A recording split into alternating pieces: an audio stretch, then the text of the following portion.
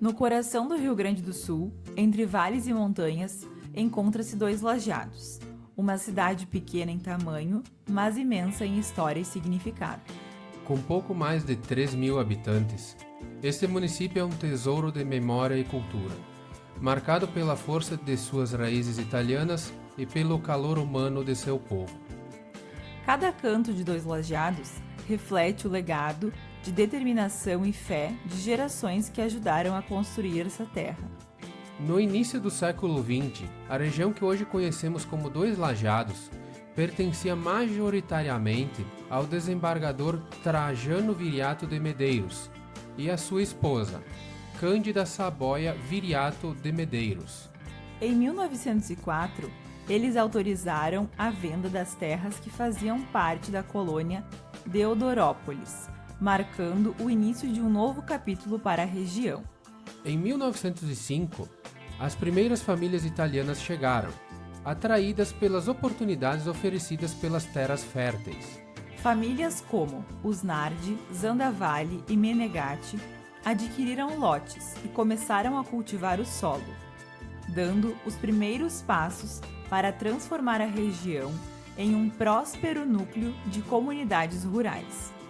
O nome Dois Lajeados tem origem nas formações naturais conhecidas como lajeados ou lajes, que são superfícies rochosas planas encontradas no leito de um arroio que cruza a região. Essas formações eram facilmente identificáveis e serviam como pontos de referência para os primeiros moradores. Além disso, o arroio com suas lajes de pedra desempenhava um papel fundamental para as famílias, fornecendo água para o consumo e para as atividades diárias, bem como integrando a paisagem local que inspirou o nome do município. À medida que a região prosperava, o espírito de comunidade e a fé dos moradores se manifestaram na construção de diversas comunidades, espalhadas por pequenas localidades no interior. Atualmente, somam 17 comunidades. Cada comunidade conta com uma história única de devoção e trabalho, preservando as memórias de um povo que, com muita garra, moldou o presente com base nas tradições do passado.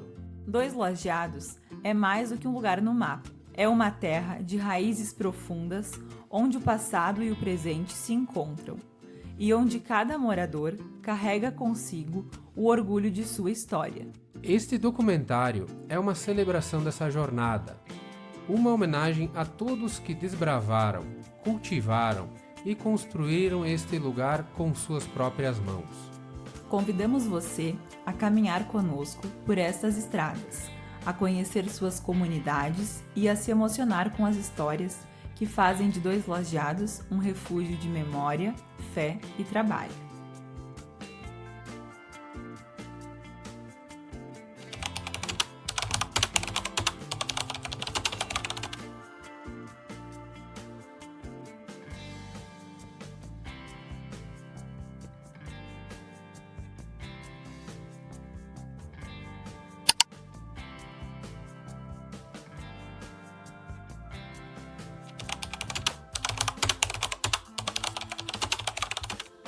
A linha Félix da Cunha tem suas raízes no ano de 1892, quando as primeiras famílias italianas chegaram à região, como as de Giaroli, Gridio e Formagini. Esses imigrantes trouxeram consigo as imagens de São Cassiano e Nossa Senhora do Pedancino, que se tornaram os principais símbolos religiosos da comunidade.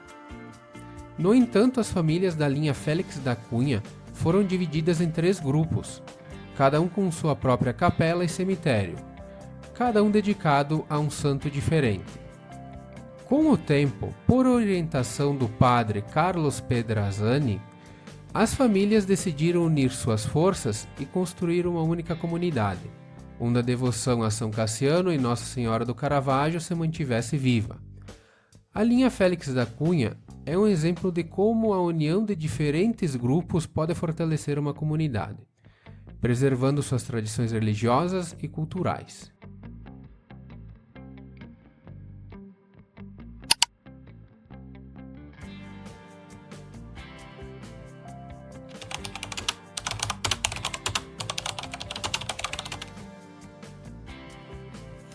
A linha Dona Cândida foi inaugurada por volta de 1908, com a chegada das primeiras famílias de imigrantes italianos, como Justo Dalmagro, Luigi Mattei e Antônio Dalmagro.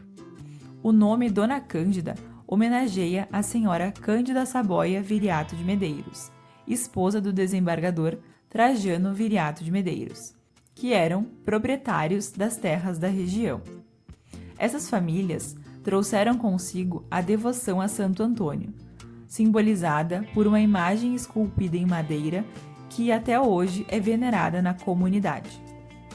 Entre 1919 e 1930, novas famílias como Scalco, Dalmagro e Tremea chegaram à localidade, reforçando ainda mais a união e a fé dos moradores.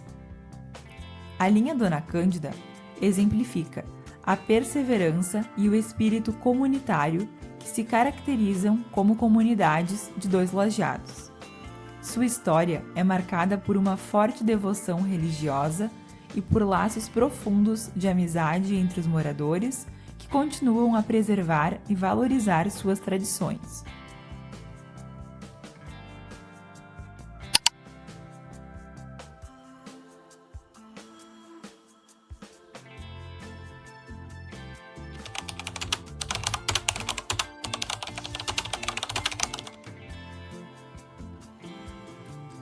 A comunidade Nossa Senhora do Caravaggio teve suas origens por volta de 1890, com a chegada dos primeiros moradores, como Hermenegildo Pasini, Graciano Pasini e João Buffon. Inicialmente, a comunidade não possuía uma imagem de sua padroeira. Alguns anos depois, uma imagem de Nossa Senhora do Caravaggio foi adquirida por Atílio Frigueto e outros moradores, tornando-se a principal referência religiosa da capela e sendo venerada até os dias atuais. A escolha de Nossa Senhora do Caravaggio como padroeira reflete a profunda devoção dos primeiros imigrantes, que trouxeram consigo a esperança de um futuro próspero e o desejo de manter viva a sua fé. A capela não apenas simboliza a espiritualidade local, mas também se tornou um ponto central de convivência e união da comunidade, que preserva sua história e suas tradições com zelo e respeito.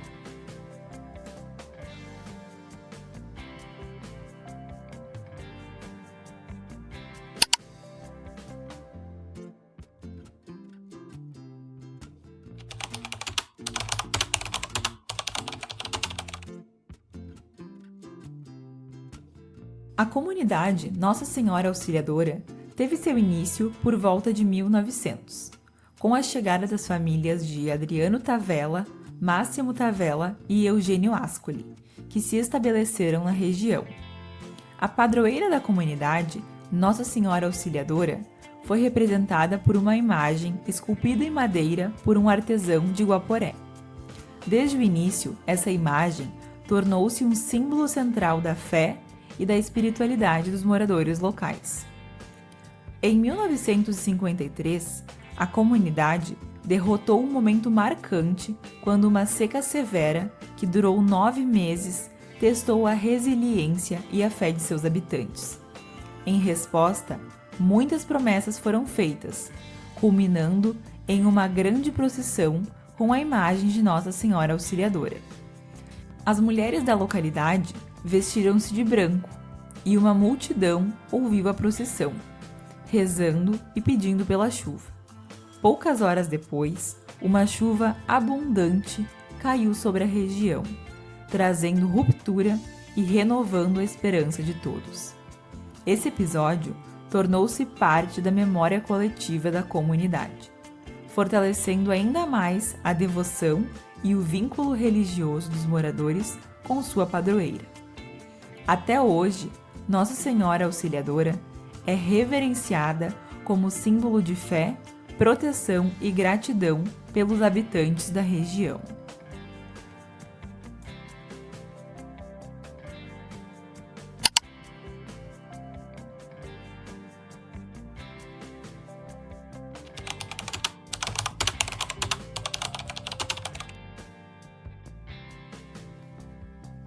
comunidade São Paulo, conhecida popularmente como Ascoli, foi fundada pelas famílias Deré e Jerônimo Ortolán, recebidas de Montebello.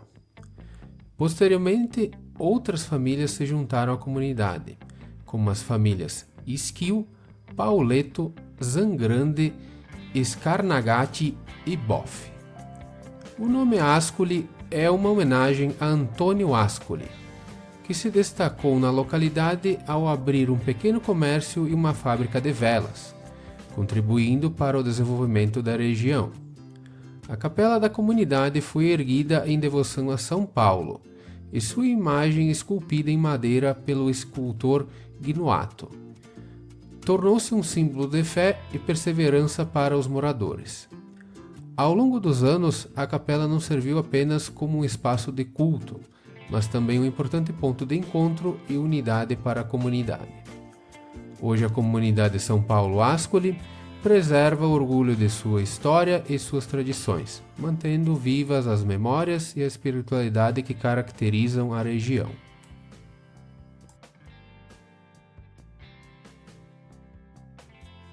Meu nome é Isalino Felipe Chiela. A minha idade é 94 anos. E nasci em 1930. Eu moro na linha Dona Cândida Ascoli. Pertenço a Dois Lajados, município, né? Dois Lajados. Mais de 80. Eu tenho 94. 84, 85 anos, acho. Moro aqui. Mas fui morar em Guaporé também, um ano e pouco só. Depois voltei.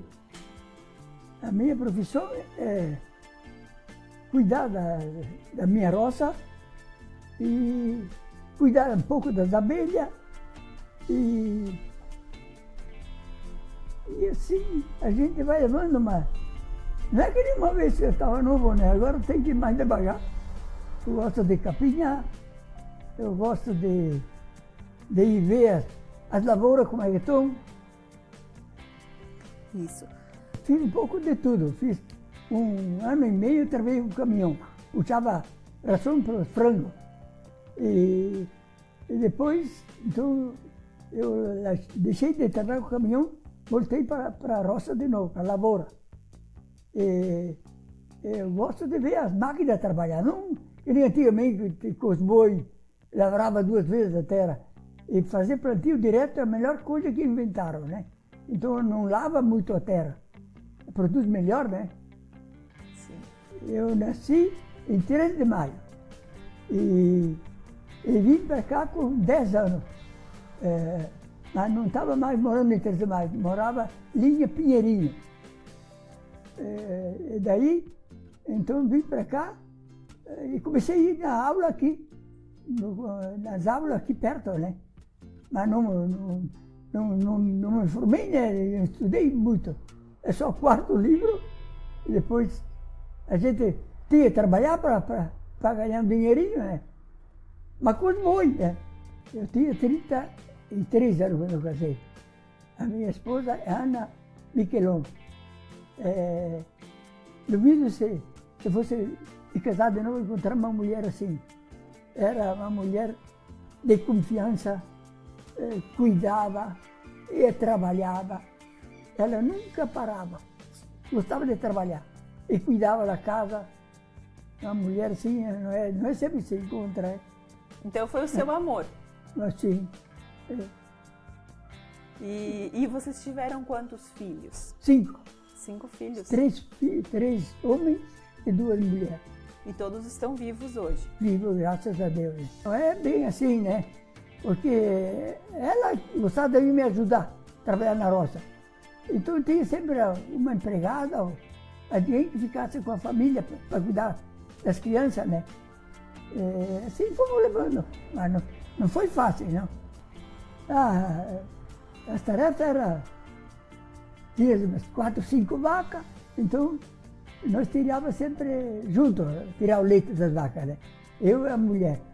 E a guria mais velha, então, ela foi estudar em Porto Alegre, então ela ficou meio desligada, assim, Mas sempre vinha para casa quase todos os meses pegar comida, né, para poupar dinheiro. Todas as noites, antes de dormir, uma dezena do terço, rezar todo o terço, a gente às vezes se cansa depois, meio de idade. E depois aqueles que assistem também. Então uma dezena só bem rezado, e depois se vai cada um para o serviço dele. Quem quer dormir, quem quer ficar também na cozinha, tomar mate ou fazer alguma coisa, pode ficar. E na sua casa, nos domingos, tem churrasco? Sempre, todo domingo. Sempre teve? Sempre. É o dia da família? Dia da família. Tem todos os filhos, as filhas vêm ali. Aqui temos duas mesas. Isso aqui serve para alto e serve também para... Para a família, para ficar família, junto. sim. Que bom, que A legal. beleza, assim. O trabalho era... Cada família tinha os bois, né? Porque a máquina era boi. E para plantar o milho era com a mão, né? Plantava com a máquina à mão. Então levava mais tempo, né? Mas quando se plantava um saco, plantava um monte de milho, que eu ia cento e pouco sacos. Uma vez, quando colhia, um colono colhia 100 sacos, vai ficar rico. Valia dinheiro, né? Podia comprar meia colônia de terra. Agora tu não faz mais nada com 100 sacos. Sim. Se hoje já colhe 2.000... 2.000 sacos. E sobra pouco quando no fim. E sobra para cachaça? Ah, mas cachaça sobra. O vizinho se trocava serviço. Quando se apertava, uma família se apertava de limpar, então eu ia ajudar. Depois vinha render o tempo, né? E era uma beleza, não é que nem agora, né? Era uma beleza porque todo mundo olhava ajudar o outro, né? E agora, ultimamente, mudou isso. Vocês também se trocavam com os vizinhos? Trocava, e matavam porco, já ia costela para os vizinhos. Dois, três vizinhos, pedaço de costela, pedacinho de tocinho, para ele fazer. E daí não estragava e sim. Depois se ganhava de volta, né? Sim. Sim. A educação do pai, sabe o que ele dizia? Olha bem para mim, às vezes na mesa. Vocês não façam alguma falha ali em volta, porque vamos trocar de sobrenome, né? Era brabo? Chamava atenção, né? Porque não era para fazer desaforo, não era para prejudicar ninguém, né? Sofremos um pouco, né? Porque vão no colégio, tu tem que fazer serviço, eu e a mulher, porque a maioria era as 3, 4 estudar, né? Então, não era fácil, não. Mas vencemos. Ali era do mato, né? Nos barrancos, na beira da estrada, onde tinha água, a gente, se não dava para puxar, porque não tinha motor, não tinha luz, não tinha nada, ia com os baldes pegar, né? Sim. E o senhor lembra de quando foi colocada a água encanada? Agora o ano não sei te dizer, mas faz bastante tempo, né? E ajudou? Ajudou, mas tem que pagar, né? Ah, mas vale a pena, eu acho, né? Ajuda, né? Sim. Bem mais fácil ir no banheiro tomar banho quente. E a questão da energia elétrica, assim, seu Iselino? Da luz? A luz era assim, nem para 10 anos pagar a luz. Com uma galinha, os últimos anos sobrava dinheiro. Era uma quantia, mas não era aumentado o valor, era fixo o valor, né? Então, beleza, foi fácil. Mas trabalhamos também para ajudar, né? Para colocar a luz. Os postes. Sim. O banheiro é feito de madeira fora, né? Não era dentro. Feito de madeira, buraco na terra. Tu sabe como é que era, né? É feito o banheiro ali. Não tinha água, então... Será que tinha mosca? Ah, tinha de tudo. Mas não era perto de casa, né? Era longe. Sempre meio longe de casa. E se desse vontade de madrugada? Ah, tinha um jeito no mato, Mudou um monte. Por exemplo, os rapazes iam na açude dos peixes, tinha a açude dos peixinhos lá, meio magro também, que eles levavam comida, e eles iam lá tomar banho. Então as mulheres tomavam banho dentro de casa, com caneco, não sei lá com o quê. Se chama assim. Mas é bem diferente agora, né? A notícia era entre vizinhos, se era uma notícia ali meio urgente. Esse não era no jornal, tinha um jornal. Né? Desde antigamente eu me lembro que vinha um jornal de Porto Alegre, já com toda a notícia. Cada vez que caiu um meteoro aqui, Passarinho? um dia bonito, o sol que brilhava. E nós estávamos folhando milho embaixo do porão, embaixo da casa, assim. Viemos fora, meu irmão notou naquele risco que desceu. Mas não desceu reto, desceu meio assim, ó, meio zigue-zague. Mas olha o que tem ali, olha. O meu irmão disse, ó, ele viu, né, notou que estava descendo o meteoro. Ali a pouco começou a roncar.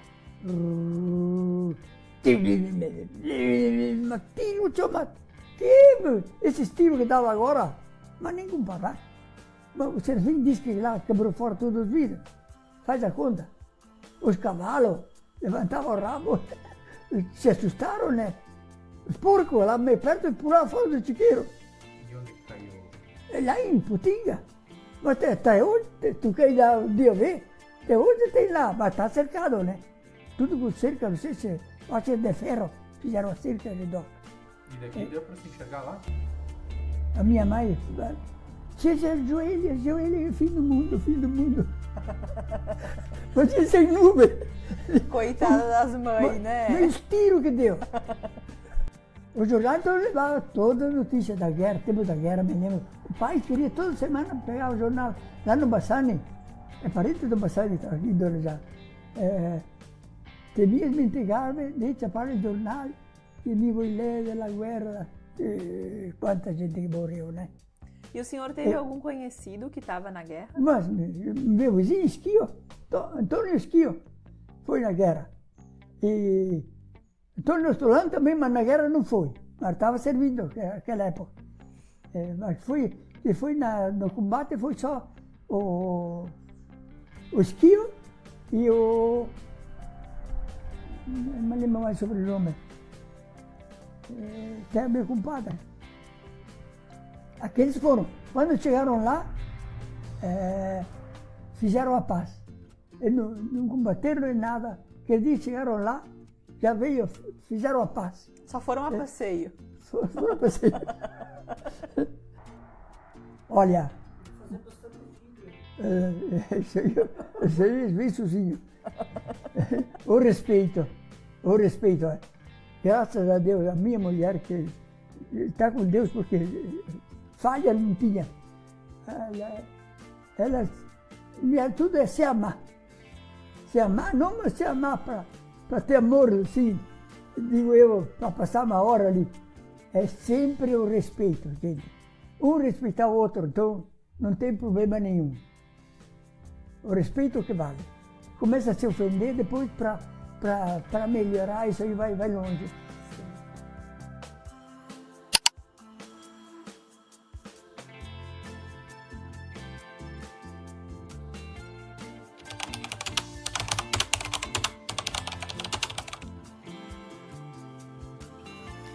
A comunidade Linha Silveira Martins, também conhecida como Brabinha, começou a ser formada em 1905, quando as famílias italianas de Vicente Perondi, Mattias Perondi, Alexandre Lazzari, André Cordasso, Zílio Gallina, família Bacchi, Libero Cordiani, família Gusatti, família Calça, Vittorio Zani e Ângelo Siviero se estabeleceram na região. O nome Brabinha se deve às discussões e disputas que surgiram devido às divisas das terras. A padroeira é Nossa Senhora Aparecida, que reflete a forte religiosidade que caracteriza essa comunidade. A história da linha Silveira Martins é marcada pela união dos imigrantes italianos que, apesar das dificuldades iniciais, conseguiram construir um lar onde a fé e o trabalho duro eram os pilares de sua vida cotidiana. A capela permanece como um símbolo dessa resistência e união.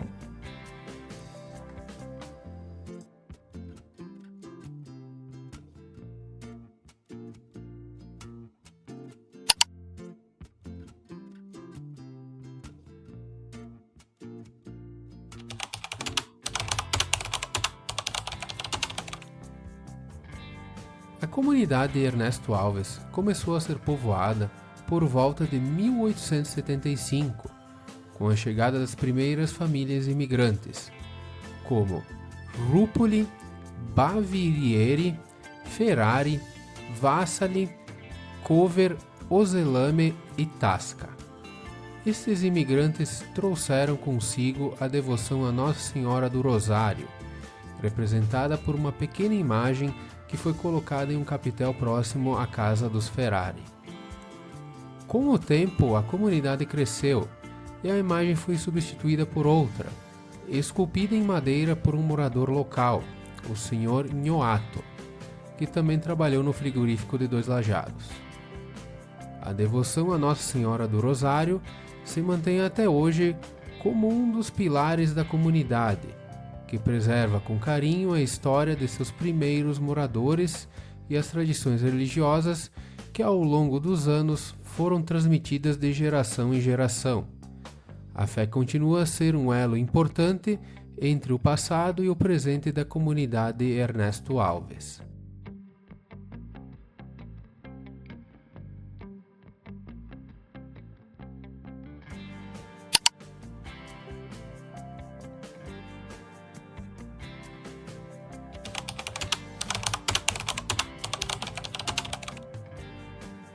A comunidade São Zeno, conhecida também como Monte Cuco, tem suas origens na chegada das famílias Germano Pazini, José Risse e Miguel da Uprá, que se estabeleceram na região no início do século XX. A imagem de São Zeno, esculpida em madeira e vinda diretamente da Itália, foi colocada na capela como símbolo da fé dos moradores. Embora os moradores da comunidade não saibam exatamente o motivo da escolha de São Zeno como padroeiro, a devoção a ele tem sido preservada com respeito e carinho ao longo dos anos. A comunidade São Zeno representa a continuidade das tradições religiosas e a força de um povo que, com coragem e devoção, construiu uma história rica e única na região de Dois Lajados.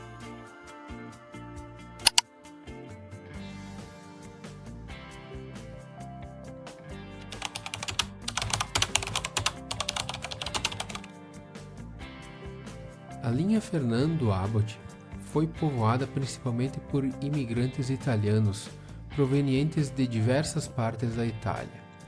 As famílias Scaranto, Bagnara, Scandolara, Facciocchi, Lazarotto, Bortoncello, Telò, Bal, Zerbieri, Chiamenti, Siega, Fattori, Romanin, Restelio, Sonda, Trentin e Zanesco chegaram por volta de 1892 e se estabeleceram na área que ainda fazia parte da paróquia de São João Batista, de Esperança, pertencente a Vespasiano Correa. A comunidade, ao longo do tempo, se fortaleceu com a devoção religiosa e a forte união de seus moradores, que preservam as tradições italianas e a fé católica, pilares importantes da identidade local.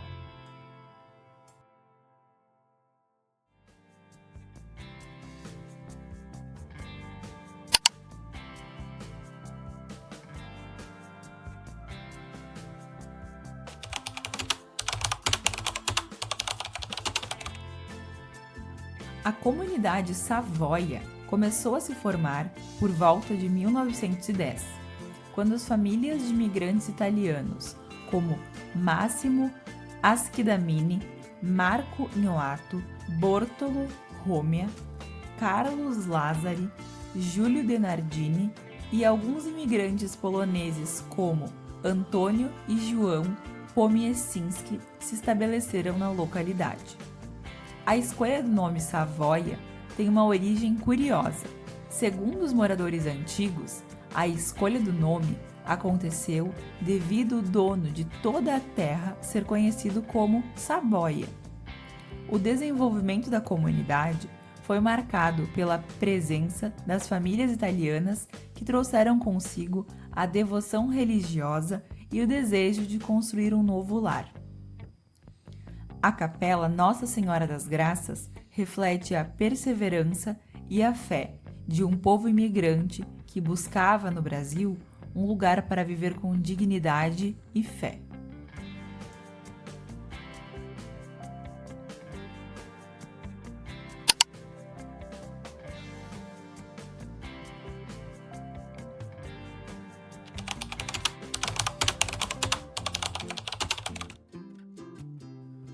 A comunidade 1º de Março começou a se organizar por volta de 1914, quando famílias locais se reuniram para fundar a capela, com apoio da paróquia de Esperança, Vespasiano Corrêa.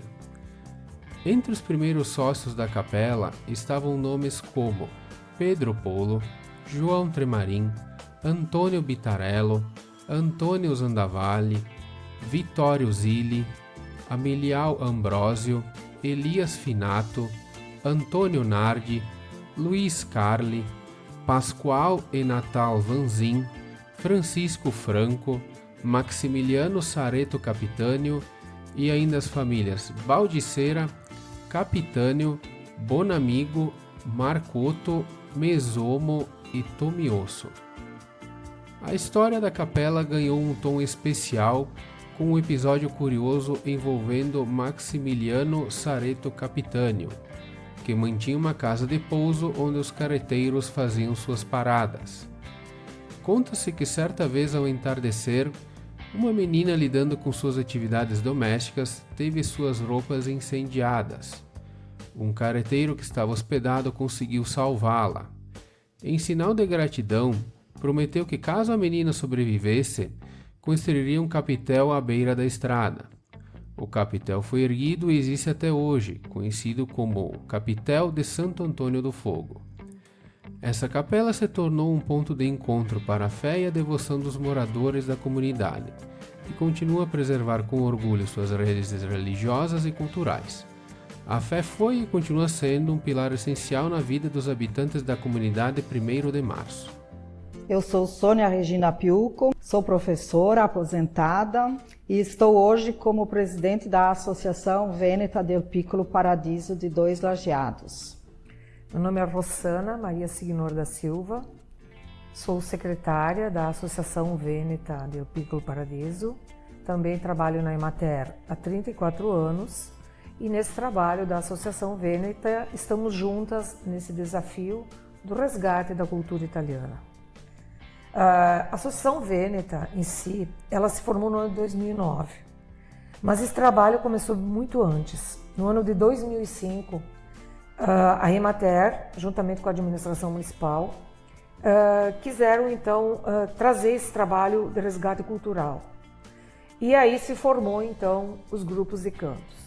No ano de 2009, nós então, um grupo de pessoas, foi à procura de informações de como nós poderíamos fortificar esse trabalho no município de Dois Lajeados, envolvendo todas essas pessoas e envolvendo o resgate. Então, no ano de 2009, depois de buscar informações em outros municípios, de analisar o contexto que nós tínhamos no município de Dois Lajeados, nós então, juntamente com um grupo que a gente denominou sócios fundadores, criamos então a entidade, a Associação Vêneta del Piccolo Paradiso. Inclusive o nome, ele reportava exatamente ao nosso pequeno paraíso. Nós, da Emater, juntamente com a administração municipal, a gente conversou.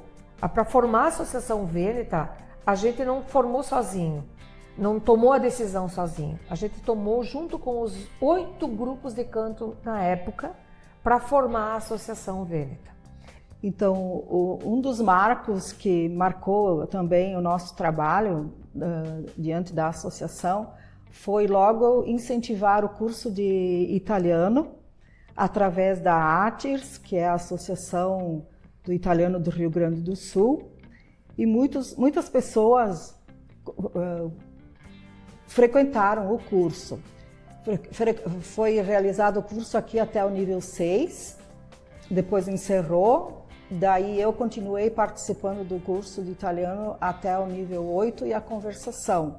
E culminei com um curso na Itália também, em San Severino Marche, para finalizar totalmente o meu curso. Quanto aos grupos de canto também foi incentivado que cada grupo tivesse o nome do seu grupo de canto numa origem italiana. Assim nós conseguimos provar mais aspectos para o nosso gemelagem também, para fortificar a participação no Comitato Vêneto do Rio Grande do Sul, que a gente chama de Convers, no qual também eu participei como da diretoria do Convers do Rio Grande do Sul no Conselho Fiscal. Hoje temos outro integrante da nossa associação que faz parte dessa diretoria. O importante desse trabalho é que a gente gostaria de firmar e apresentar é que sempre foi a preocupação vincular aspectos, como disse a Sônia, semelhantes à Itália. E nós, como membros da diretoria e que estamos desde a fundação até os dias de hoje, ou no qual a gente ainda faz parte, e juntamente com essas entidades em matéria de administração municipal, é esse resgate da cultura italiana, é o convívio com a cultura italiana. E aonde nós tivemos, desde 2009, comitivas vindo da Itália, foi oportunizado aos associados intercâmbios culturais com a Itália, aonde jovens participaram da parte da viticultura, bovinos de leite, a integração dos jovens aqui do Brasil com a Itália, tiveram oportunidades de conhecer várias comunes, que a gente chama de comunes na Itália, aonde conseguiram aquilo que a gente sempre divulgava, né, desde o momento da sua fundação, a importância da sua origem. Tentar conhecer quem são, porque é esse o maior propósito nosso, que as gerações estão passando, as gerações estão vindo sem nenhum conhecimento da sua história. E nós, numa forma simples, a gente tenta mostrar isso. E é isso que a gente gosta, e é isso que as pessoas que tiveram oportunidade de conhecer a Itália através deste trabalho, né? Inclusive o grupo da terceira idade foi através deste trabalho, né? Pessoas foram até lá, a Sônia teve a oportunidade de ir, a gente também teve a oportunidade de ir, e assim, ó, é maravilhoso, aquilo que a gente imaginava que nos era passado, e lá indo ver de perto tudo isso, não tem preço. Outro marco importante também, não podemos esquecer que em 2010, a nossa comitiva, juntamente com o Cotiporã, nós fomos a primeira viagem à Itália, para conhecer realmente de perto a cidade que seria a nossa cidade irmã. E em 2012, nós voltamos à Itália e assinamos o Pacto da Amicizia, que seria o gemelagem. Então, o nosso gemelagem foi com uma cidade de Trichiana, de Belluno, que ela se mais parecia conosco, porque as cidades que entre gêmeas, gemelagens, elas têm que ter coisas equivalentes, coisas semelhantes na agricultura, na culinária, na educação, nas artes, enfim, no ambiental, que é muito citado isso também. Então fomos lá, assinamos com a cidade de Trichiana. Então, o que é importante destacar nesse nosso trabalho de resgate, né, que a gente vai usar esse termo, resgate, projeto cultural, Associação Vêneta. Se não tivesse acontecido essa vontade lá atrás, em 2005, de algumas pessoas que viram que teriam um potencial, né? E muitas vezes a gente não valoriza tudo isso, oportunizou essas pessoas, oportunizou a todos nós, a chegar mais perto da nossa história, a nos aproximar, a ter amor à história, a ter amor àquilo que de alguma forma está no nosso sangue e nós nem não nos damos conta. Porque quando nós... eu sou o meu sobrenome é Signor. O meu sobrenome está em Asolo, a cidade de Asolo, né? na Itália. Numa região norte, próxima à Áustria. Então, assim, se eu não tivesse me aprofundado com esse trabalho, eu não saberia. Aí eu fui mais a fundo. Nós fomos procurar outro sobrenome da nossa família, Camilotti, Insatile, aonde a gente conseguiu buscar a cidadania, no nosso caso, para nossa família. Então, se eu não tivesse, juntamente, eu digo eu como Emater, e a administração, e a associação, nós termos buscado esse trabalho, talvez nós não teríamos chegado tão perto e tão próximo de uma realidade que foi vivida pelo meu bisavô. E é isso, e eu não falo de mim nesse momento, mas eu falo de um exemplo, que muitos não têm noção da beleza que é conhecer a sua história, as dificuldades, da onde vieram, como chegaram até aqui. Então a Associação Vêneta proporciona isso.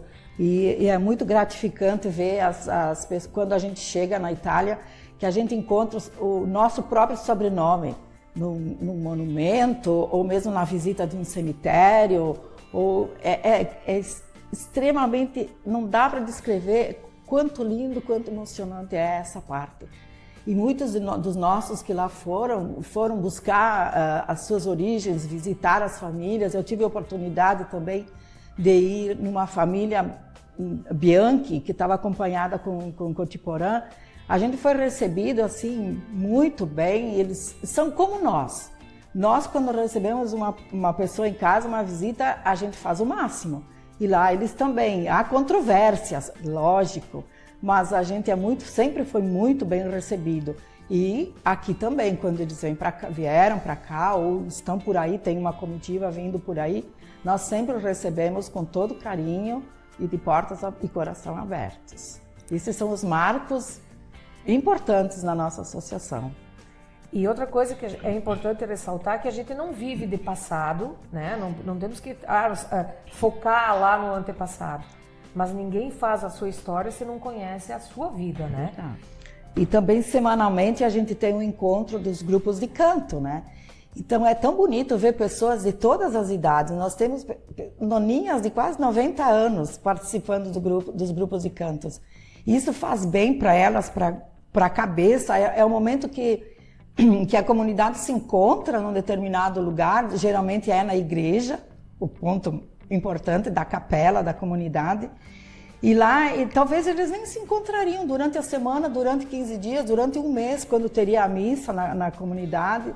E lá eles se encontram semanalmente e depois o bonito, eles cantam, se divertem entre eles, têm as suas obrigações como no canto e depois confraternizam no final. Isso é bom, tem o lanche, a merenda, né? Que chama. Então é tão bonito porque essas pessoas não estão pensando numa coisa triste, não estão pensando numa doença, estão ali para passar umas horas, uns momentos alegres, e isso faz muito bem hoje em dia para a nossa mente e para o nosso físico também. Então, uma mensagem que eu deixo para os jovens e para as famílias também, jovens que estão crescendo aqui no município, eu faço assim um pedido, que quem ainda tem o nono, a nona ou o bisnono, sentem com eles e ouçam as histórias que eles têm para contar. Porque uma família sem conhecer da onde que vem, a gente se perde muito, fica muito vago, eu não sei quem eu sou, da onde vieram minhas origens. Então, é um pedido que a gente faz para que a cultura não morra, né? Que ela continue, que cada um saiba da onde veio, qual é a sua origem, e saber contar depois para os seus filhos, netos e bisnetos. Então, nono e nona, contem histórias para os seus netos, da onde vocês vieram, como viviam, e quais os seus hábitos, quais as suas tradições, quais são as culturas que vocês viviam e como era a vida no tempo deles.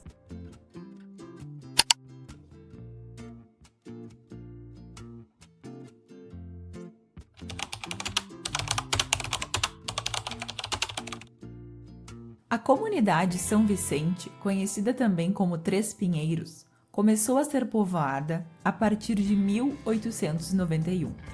As primeiras famílias a se estabelecerem foram Bortolo Fossá, Giovanni Capitanio, Francisco Balestro, Antônio Bertuccio, Elias Zanini, Davi Zanini, Antônio Polo, Felice Vancin, Francesco Franco, Doro Capitanio, Otávio Venturim e as famílias Corato, Pacassa, Zonato, Bitarello, Rosa, Bonavigo, Stelo, Zandavalli, Nardi, Cartelli, Sandron, Trentin, Saurim e Mesomo.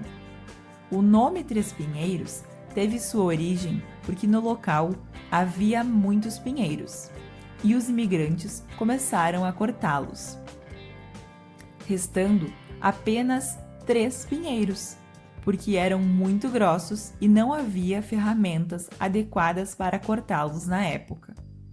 O padroeiro da comunidade é São Vicente, cuja imagem foi trazida da província de Vicenza, na Itália. A Capela São Vicente tornou-se um símbolo de fé e união, refletindo a devoção dos imigrantes italianos e o esforço para manter viva a religiosidade em suas novas terras.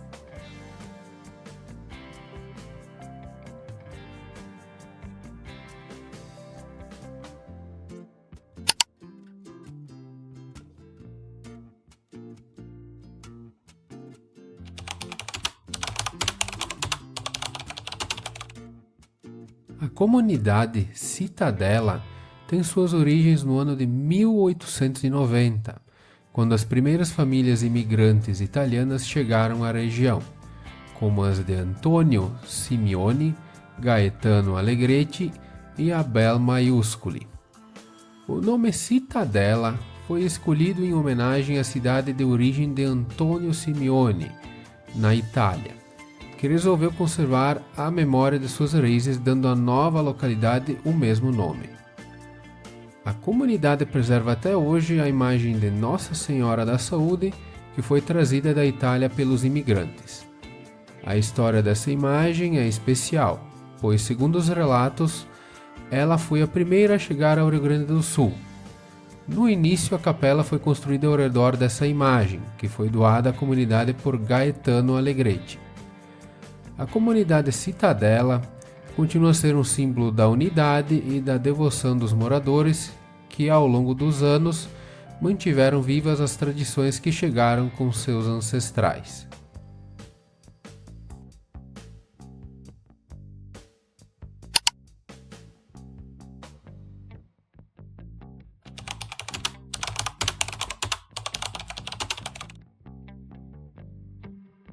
A comunidade São Caetano, também conhecida como Allegretti, tem suas origens na segunda metade do século XIX, por volta de 1892. O nome Allegretti remonta à família do próprio senhor Caetano Allegretti, que foi um dos primeiros a se estabelecer na localidade. O padroeiro da comunidade, São Caetano, foi escolhido pela família e a imagem foi doada diretamente a ela. Ao longo dos anos, a capela e a comunidade cresceram, mantendo uma forte tradição religiosa. A devoção a São Caetano é uma das marcas dessa comunidade, que preserva com muito carinho as tradições e o legado dos primeiros imigrantes, que chegaram à região com a esperança de construir uma vida melhor e de manter suas crenças vivas, como um elo entre o passado e o presente.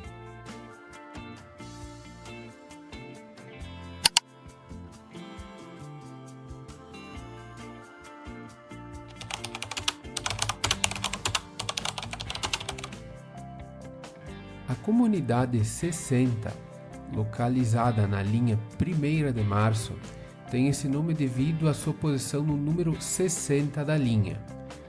A localidade foi povoada por imigrantes vindos de Veneza, como Matias Musselin, Pepe Zanqueta e Natal Sensi, além de famílias negras, oriundas da África, como Constantino e Antônio Bandeira. O padroeiro da comunidade é São Francisco, cuja imagem foi esculpida em Cerno de Angico pelos primeiros moradores e pesa cerca de 60 quilos.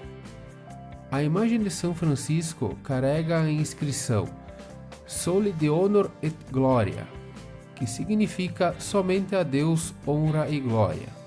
São Francisco foi escolhido como padroeiro porque era um homem da ecologia. A devoção a São Francisco é um reflexo da espiritualidade profunda dos moradores, que com muito esforço e fé construíram uma comunidade unida. A história de fé e luta da comunidade 60 é um exemplo de como a religião e a comunidade se entrelaçam em momentos de desafios e vitórias.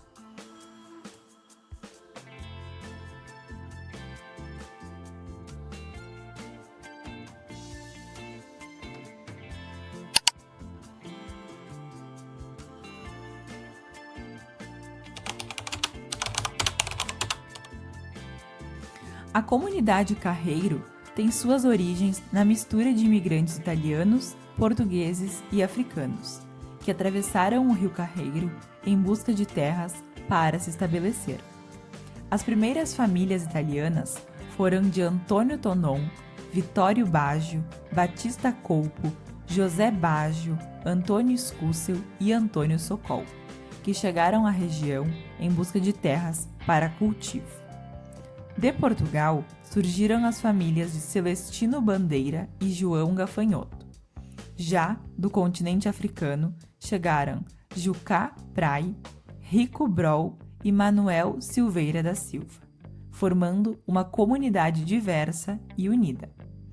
Em 1925, a família de Vittorio Baggio doou a imagem de Santo Antônio, que se tornou o padroeiro da comunidade. Mais tarde, em 1930, a mesma família contribuiu com a imagem de Nossa Senhora dos Navegantes, um reflexo da proximidade da comunidade com o rio que corta a região. A comunidade Carreiro exemplifica como diferentes origens e culturas podem sim se unir em torno da fé e da construção de uma história em comum, marcada pela devoção, união e força de trabalho.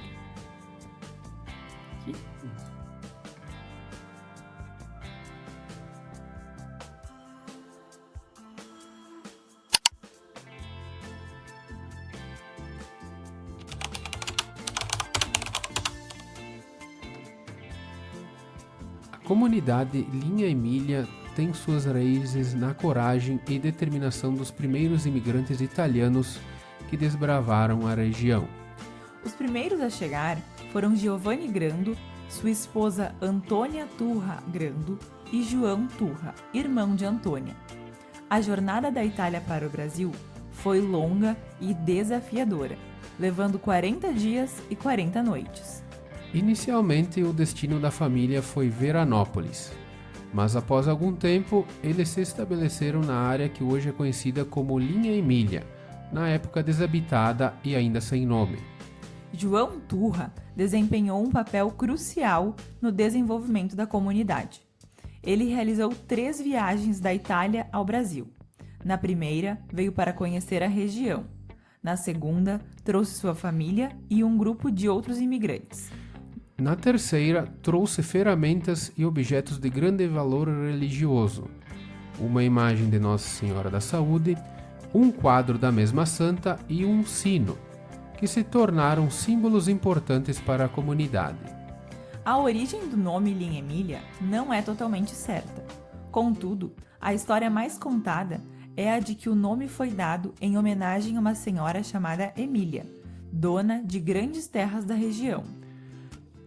Ela teria doado parte de seus terrenos para a construção da igreja, solicitando em troca que preces fossem feitas em sua memória. Esse gesto de generosidade deixou seu nome gravado na história da comunidade. A linha Emília é um exemplo de como a fé, a união da família e o trabalho podem transformar uma terra desabitada em uma comunidade vibrante, rica em cultura e tradição. A devoção a Nossa Senhora da Saúde continua a ser um pilar espiritual para seus moradores, preservando o legado daqueles que primeiro acreditaram no potencial desta terra. Eu me chamo Valmor José Grando, nasci na linha Emília, com 73 anos de idade,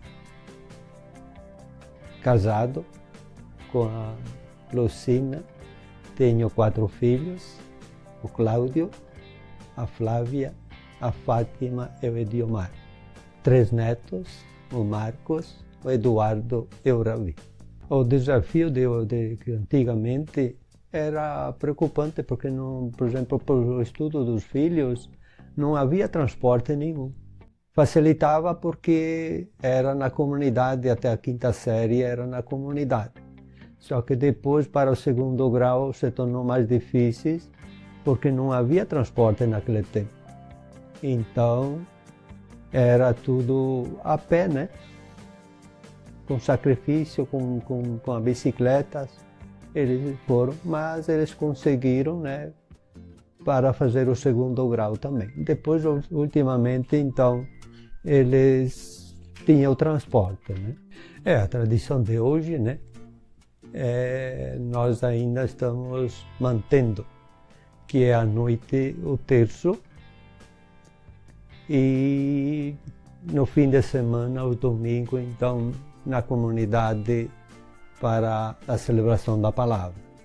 E antigamente nós tínhamos 2 cavalos, o pai era a missa sempre às 7 horas da manhã em Dois Lajados, né? E o pai sempre chamava, filho, vamos, aquele que vem para a missa, vamos. E nós tínhamos que pegar o cavalo, encilhar, ele aprontava o café e a missa era às 7h30 da manhã, nós estávamos lá na paróquia, né? E que hoje, com carro e tudo, a gente não vai pouco pela paróquia. Mas na comunidade, o terço, nós não podemos deixar. Porque Deus é a vida, nós temos que valorizar a nossa vida, né? Hoje o jovem deveria, só que se tornou mais assim difícil, porque de pequenininhos, né, de criança, já vai para a creche, depois vai para os estudos lá e eles perdem o sentido da colônia.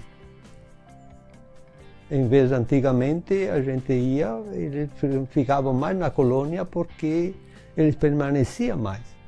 E hoje se tornou mais difícil essa tarefa porque eles começam desde criança lá e depois então eles se tornam assim para o trabalho também lá na cidade, né? Dentro da família a gente vê, né, que tem mais preocupações, mais doenças e mais divisões às vezes, né? Por falta de diálogo, falta de entendimento, né? Muitas famílias se dividem porque não tem diálogo, não tem entendimento, né? Mas nós devemos sempre procurar o entendimento, o diálogo para o bem da família, para o bem dos filhos, né? Não, antigamente era mais pela colônia. Porque na cidade, todos os pais, né, tinham mais terra, os pais compravam já as terras para dividir a terra para cada filho, né? E eles davam, quem podia, né, dava uma casa, não com luxo, mas dava a casa depois, conforme eles queriam, ia se comprando as coisas, né, conforme a perna também. Antigamente era mais cultivado, era o milho e soja, trigo, bastante trigo também. Pelo consumo, bastante trigo era pelo consumo, né? Que a gente ia pelo moinho, né? A gente tinha sempre uns 10, 20 sacos de farinha durante o ano pelo sustento da família, né? Porque a família era mais maior, né? Mais numerosa, né? Então precisa mais mantimento, né? Mas senão era milho e porco também, né? Bastante coisa que engordava os porcos em casa, era tudo com batata, soja, era poucas despesas, né? Tanto a gente lucrava mais, sobrava mais, não inspira mais. Porque hoje a gente vende talvez mais, mas mais despesas, né? Então a gente sobra menos. A venda da produção, ela era fácil, não era de empresas grandes, tinha alguma cooperativa, mas senão eles vinham quase pegar tudo em casa, né?